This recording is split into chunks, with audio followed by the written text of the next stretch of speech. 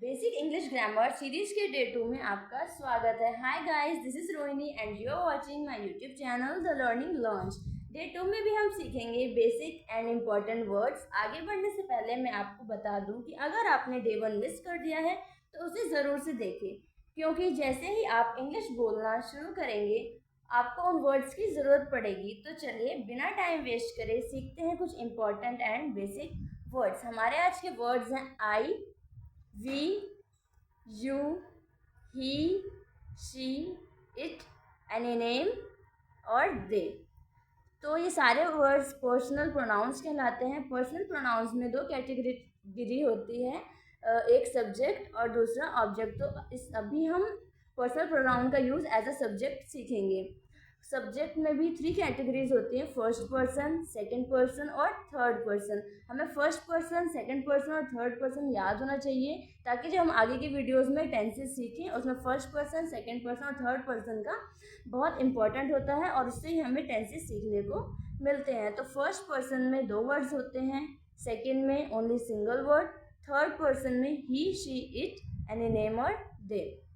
Further third person को 2 categories में divide किया गया है, सिंगुलर और प्लूरल। तो आइए पहले फर्स्ट पर्सन के बारे में पढ़ते हैं। फर्स्ट पर्सन में आते हैं आई, जिसका प्रोनाउंसिएशन आई है, इसका हिंदी मीनिंग मैं होता है। वी, वी का प्रोनाउंसिएशन भी वी है और हिंदी मीनिंग हम होता है। जैसे हम बोलते हैं we go to the market, हम मार्केट जा रहे हैं, तो वहाँ पे वी हम बोला गया है और वी को एज अ सब्जेक्ट यूज़ किया गया है। सेकेंड पर्सन में जस्ट यू आता है और यू को हम तुम और आप दोनों कहकर संबोधित करते हैं। अगर हमसे छोटा है तो यू का मतलब उस जगह पे तुम होता है, पर यदि हम किसी बड़े से बात कर रहे हैं तो यू का मतलब उस जगह पे आप हो जाता है। थर्ड पर्सन में सिंगुलर में आते हैं ही किसी लड़के के लिए यूज़ होता है और उसे वह कहते हैं। शी का प्रोनाउंसिएशन शी होता है, ना कि शी। बहुत टाइम्स लोग इसे सी कहते हैं, जबकि इसका प्रोनाउंसिएशन सी ना होकर शी ही होता है। शी लड़की के लिए यूज़ किया जाता है और इसे वी कहते हैं, वह कहते हैं। तो ही और शी में एक मेन डिफरेंस यही है कि ही लड़के के लिए यूज़ होता है जबकि शी लड़की के लिए इस्तेमाल किया जाता है। इट का pronunciation it, I T, it, इसका हिंदी मीनिंग यह होता है। फिर किसी नेम, एनी नेम, यहाँ पे हम कोई भी नेम ले सकते हैं थर्ड पर्सन में, और प्लूरल दे होता है, THEY दे, और इसे हिंदी में वे बोलते हैं। अब हम फर्स्ट पर्सन, सेकेंड और थर्ड पर्सन को याद कैसे रखेंगे, हमें कैसे याद रहेगा कि वो कौन सा पर्सन की बात की जा रही है। जब हम फर्स्ट पर्सन बोलते हैं यानी आई और वी, यानी कि उसमें हम अपने खुद के बारे में बात कर रहे हैं। पहला पर्सन जो कि हम खुद होता है, आई या फिर मैं, वी या फिर हम में भी मैं भी इंक्लूड होती हूँ। सेकेंड पर्सन होता है यू, जब हम किसी से बात कर रहे होते हैं वो सेकंड पर्सन होता है। और थर्ड पर्सन जब 2 लोग किसी तीसरे की बात करें, जैसे मैं और आप मिलके हम किसी और की, किसी नेम की या कुछ लोगों के बारे में, या किसी लड़के या लड़की या किसी इट या फिर इट यानी कि किसी नॉन लिविंग या फिर किसी एनिमल की हम बात कर रहे होते हैं। तो आइए बढ़ते हैं इनके यूजेस की तरफ। यूजेस में हम देखेंगे कि प्रेजेंट, पास्ट और फ्यूचर टेंस में इन सभी का यूज़ किस तरह से किया गया है। सो फ्रेंड्स, प्रेजेंट टेंस में जैसे कहा गया है आई एम हियर, मैं यहाँ हूँ। आई का मतलब होता है मैं, तो मैं यहाँ हूँ। जिन्होंने मेरे पहली वीडियो देखी होगी उन्हें पता होगा कि एम का मतलब हूँ होता है। पास्ट टेंस में अगर यही देखें तो आई वॉज हियर, मैं यहाँ था। और वहीं अगर फ्यूचर की बात करें तो आई शैल बी देयर, मैं वहाँ होऊंगा। आई के साथ में हमेशा शैल भी होता है और वी के साथ में भी शैल भी होता है। लास्ट वीडियो में भी मैंने यही बताया था कि और आई और वी के साथ में हमेशा शैल भी आता है।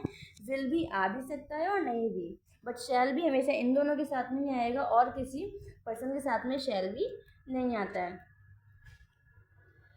वी आर फ्रेंड्स, हम दोस्त हैं। वी का मतलब होता है हम दोस्त हैं। वी वर हैप्पी, हम खुश थे। वी शैल बी फ्रेंड्स, हम दोस्त होंगे। You are hungry, second person यहाँ पे हमारा यू है, योर आई और वी था। सेकेंड पर्सन यू है क्योंकि हम किसी से बात कर रहे हैं। यू आर एंग्री, तुम गुस्सा हो। इसमें हम प्रेजेंट टेंस की बात कर रहे हैं, यानी कि अभी इस वक्त हम जिससे भी बात कर रहे हैं उससे बता रहे हैं कि तुम या आप गुस्सा हो। यू वर एंग्री, तुम गुस्सा थे। यू विल बी एंग्री, तुम गुस्सा होगे। विल बी है यानी कि फ्यूचर की बात है, हम किसी को कह रहे हैं कि तुम गुस्सा होगे, यानी वो एक्शन फ्यूचर में होने वाला है। ही इज़ हंग्री, वह हंग्री है। ही लड़के की बात हो रही है। ही का हिंदी मीनिंग होता है वह, जो कि लड़के के लिए इस्तेमाल किया जाता है। तो ही इज़ हंग्री, वह हंग्री है। जब भी कोई बोलेगा वह हंग्री है तो आपको समझ जाना होगा कि यहाँ पे किसी लड़के की बात की जा रही है। ही वॉज हंग्री, वह भूखा था। वह भूखा था यानी कि ये पास्ट टेंस की बात हो रही है। वह भूखा था, वह भूखा था, पर अब जरूरी नहीं है कि वो अभी भी भूखा ही होगा। यू विल बी हंग्री, तुम भूखे होगे। तो फ्यूचर में बात आई है कि तुम फ्यूचर में भूखे होगे। You will be hungry. She is cute, she लड़की के लिए यूज़ किया गया है, तो शी इज़ क्यूट यानी कि वह क्यूट है। जब भी शी आएगा तो आपको समझ आना होगा कि किसी लड़की के बारे में इशारा करते हुए, उसे पॉइंट आउट करते हुए बात की जा रही है कि वह लड़की क्यूट है।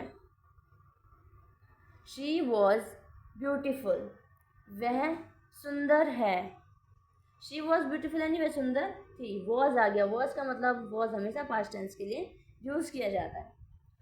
शी विल बी हैप्पी, वह खुश होगी यानी कि वो फ्यूचर में खुश होगी, इसलिए वहाँ पे विल बी आया है। इट वॉज गुड, वह अच्छा था। इट वॉज नाइस, वह नाइस था। इट विल बी नाइस, वह अच्छा होगा। Rita is well, any name अगर हम लेते हैं तो यहाँ पे हमारा नेम है वो रीटा है। रीटा इज़ वेल, रीटा ठीक है। रीटा वॉज सिक, रीटा सिक थी, उसकी तबीयत ठीक नहीं थी, तो वो ये एक्शन पास्ट में है। Ram will be sad, Ram दुखी होगा। They are happy, they are happy, वे खुश हैं। प्रेजेंट में बात की जा रही है। दे एक प्लूरल है यानी कि दे का मतलब है कि एक से ज़्यादा लोगों के बारे में बात की जाए तब दे आता है। दे का हिंदी मीनिंग होता है वे। दे आर हैप्पी यानी वे खुश हैं। दे वर प्लेइंग, वे खेल रहे थे। दे विल बी देयर, वे वहाँ होंगे।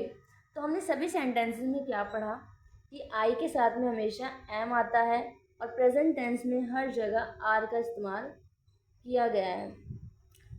प्लूरल के लिए आर का इस्तेमाल किया गया है। यू के भी साथ आर का इस्तेमाल होता है, जबकि ही शी इट या किसी नेम के साथ में इस का इस्तेमाल होता है, क्योंकि ही शी इट और कोई नेम जैसे रीटा वो सिंगुलर है। पर वहीं अगर होता रीटा एंड मीरा, रीटा एंड मीरा होता यानी कि वो सिंगुलर नहीं है, प्लूरल हो गया है, दो लोगों की बात की जा रही है, तो Rita and Meera are well ऐसे होता है। Rita and Meera are well, क्योंकि दो लोगों की बात की जा रही है। अब रीटा सिंगुलर नहीं, वो प्लूरल हो गए हैं, दो लोग हैं।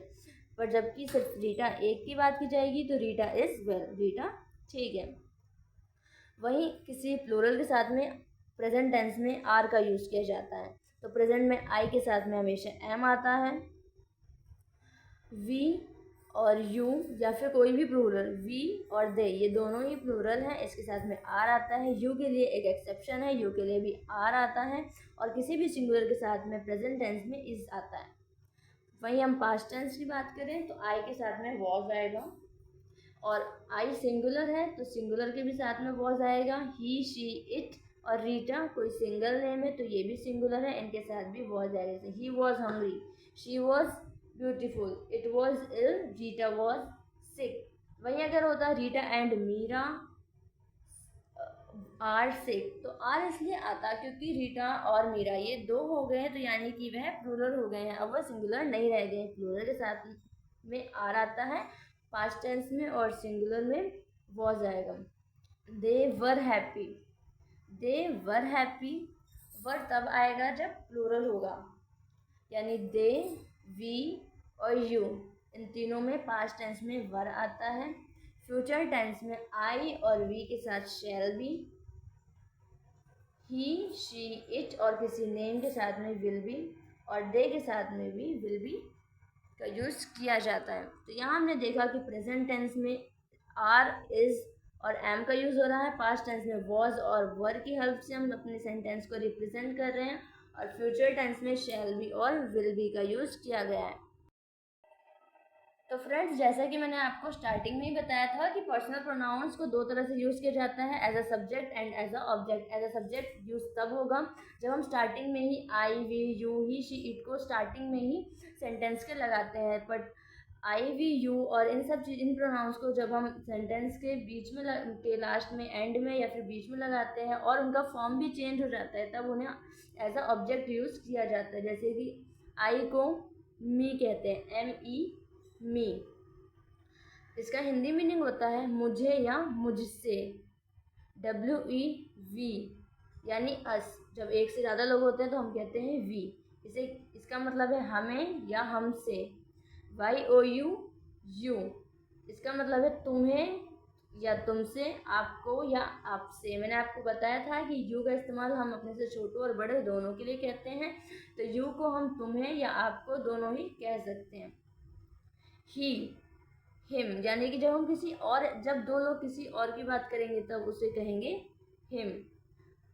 हिम का हिंदी मीनिंग होता है उसे या उससे, और हिम हमेशा लड़के के लिए यूज़ किया जाता है।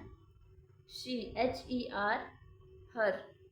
शी का ऑब्जेक्ट फॉर्म होता है हर, जिसका हिंदी मीनिंग है उसे या उससे, और हर हमेशा लड़की के लिए यूज़ किया जाता है। कई बार कई लोग हर को लड़की के लिए यूज़ करते हैं, लड़के के लिए यूज़ करते हैं, जो कि गलत है। हर हमेशा लड़की के लिए ही यूज़ किया जाता है। इट यानी इसे, और इट हमेशा किसी नॉन लिविंग या एनिमल के लिए ही यूज़ किया जाता है। इट किसी भी लिविंग चीज़, किसी इंसान के लिए इट यूज़ नहीं करते। अगर आप ऐसा करते हैं तो वह गलत है।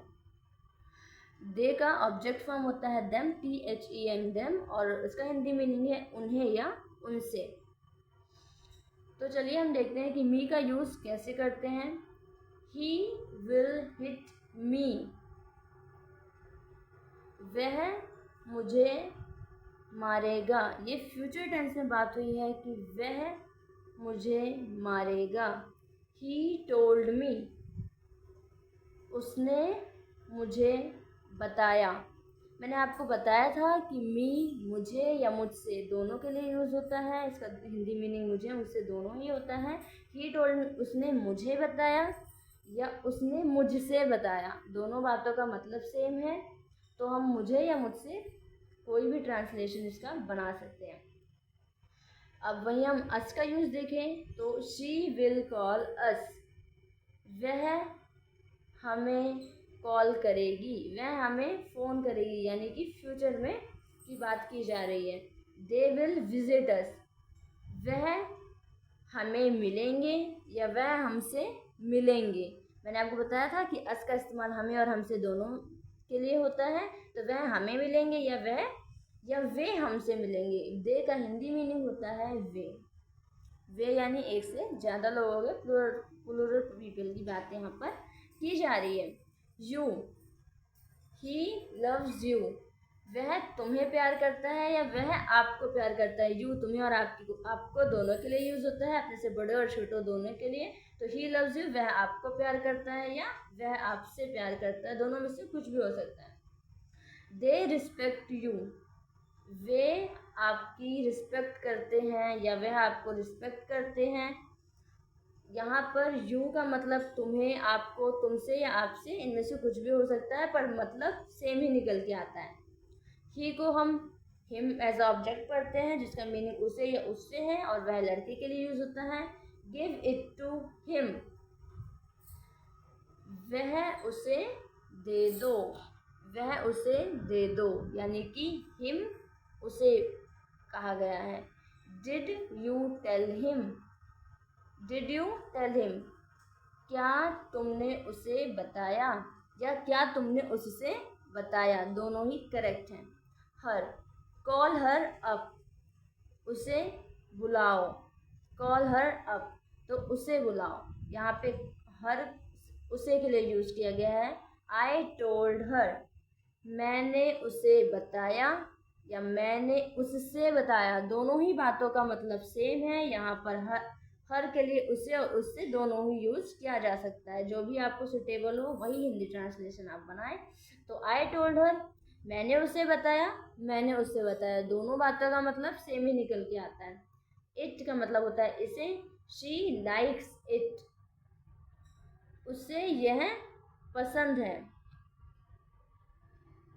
Have you touched it, have you touched it, क्या तुमने इसे छुआ, क्या तुमने इसे छुआ। तो इट यहाँ पर इसे, देम उन्हें या उनसे, टेल देम उन्हें बताओ या उनसे बताओ, टेल देम टू कम उनसे बताओ, उनसे बोलो आने के लिए, टेल देम टू कम उनसे कहो आने के लिए। तो फ्रेंड्स, हमने इस वीडियो में personal pronoun as a subject और एज अ ऑब्जेक्ट पढ़ना सीखा। एक बार हम देख लेते हैं फ्लैशबैक में जाके कि हमने क्या क्या पढ़ा था। हमने पढ़ा था पर्सनल प्रोनाउन का use as a subject. First person में आते हैं आई और वी, सेकेंड पर्सन में यू, थर्ड पर्सन में he, she, it, any name और दे। जबकि थर्ड पर्सन में सिंगुलर और प्लूरल में इन वर्ड्स को डिवाइड किया गया है। सिंगुलर ही, शी, इट यानी कि ये सिर्फ एक ही होते हैं, जबकि और कोई नेम भी सिंगुलर होता है। और प्लूरल में दे यानी कि एक से ज़्यादा लोग, दे का हिंदी मीनिंग होता है वे। जबकि हमने अभी personal pronouns as a object में हमने पढ़ा है me, us, you, him, her, it, them. ये I, we, you, he, she, it के ऑब्जेक्ट फॉर्म्स हैं। तो आई होप स्टूडेंट्स आपको ये वीडियो पसंद आई होगी, और अगर आपको वीडियो पसंद आई तो प्लीज़ लाइक, शेयर और कमेंट करें। Thank you.